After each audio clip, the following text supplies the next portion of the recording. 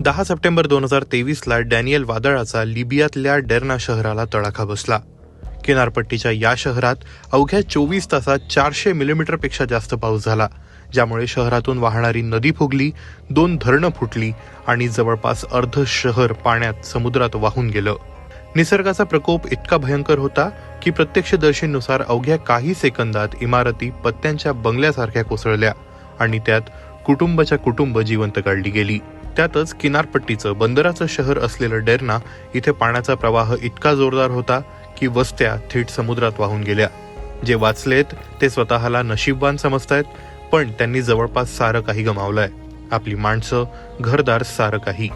अनेकांचे मृतदेह जवळपास 100 किलोमीटर दूरवर समुद्रकिनारी सापडतायत.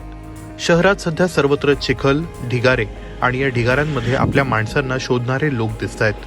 काही ठिकाणी कोणी ढिगाऱ्यांखाली अडकलेलं जिवंत आहे का याची शोधाशोध करायला श्वानांचीही मदत घेतली जाते.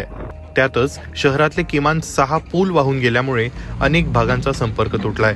त्यामुळे मृतांचा, जखमींचा आकडाही सध्या ठामपणे सांगता येणं शक्य नाहीये. गुरुवारी 14 सप्टेंबर पर्यंत रेड क्रिसेंटने डेर्नामधला मृतांचा आकडा 11,000 वर नेला होता. मात्र शहराच्या महापौरांचा अंदाज आहे की 18 ते 20,000 दगावले आहेत.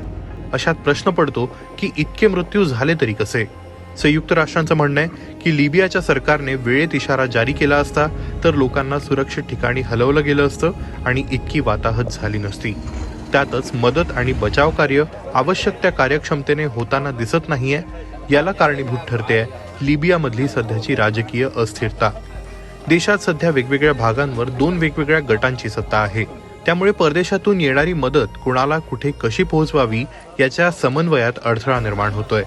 अनेक जण घडलेल्या नैसर्गिक आपत्तीसाठी हवामान बदलाला दोष देत आहेत, पण जाणकारांच्या मते डॅनियल वादळासारख्या नैसर्गिक आपत्ती हवामान बदलामुळे फक्त आणखी तीव्रच होऊ शकतात.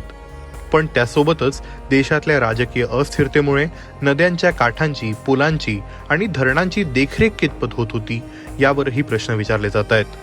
UK मधल्या रीडिंग विद्यापीठाच्या हवामान धोक्यांच्या तज्ज्ञ प्राध्यापिका लीज स्टीफन सांगतात की सुरुवातीला शहराजवळच्या धरणांनी त्यांच्या क्षमतेनुसार पाणी धरून ठेवलं असेल, पण नंतर ते पाणी सोडण्यात या धरणांना अपयश आलं असेल, ज्यामुळे ही धरणं फुटली.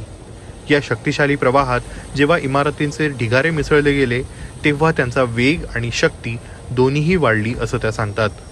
तज्ज्ञांनी केलेल्या विश्लेषणानुसार ही धरणं माती आणि खडकांपासून बनवलेली असावी, जे कॉन्क्रीट एवढं कणखर असू शकत नाही. वाचलेल्या प्रत्यक्षदर्शींनी सांगितलं की त्यांना पाण्याची पातळी अचानक वाढण्यापूर्वी एक जोरदार स्फोट ऐकू आला होता. काही ठिकाणी तर पाण्याची पातळी 3 मीटर उंचीपर्यंत गेली होती असंही लोकांनी सांगितलं. त्यामुळेच अनेक ठिकाणी इमारतीच्या इमारती वाहून गेल्याचं चित्र दिसतंय. आता हे ढिगारे उपोषणाचं काम बुलडोझर करत आहेत, पण ठिकठिकाणी मृतदेह बाहेर येत आहेत. म्हणून मृतांचा आकडा दररोज हजारोंनी वाढतोय. त्यातच मृतदेहांना सामूहिक दफन करू नका असं आवाहन WHO ने केलं आहे.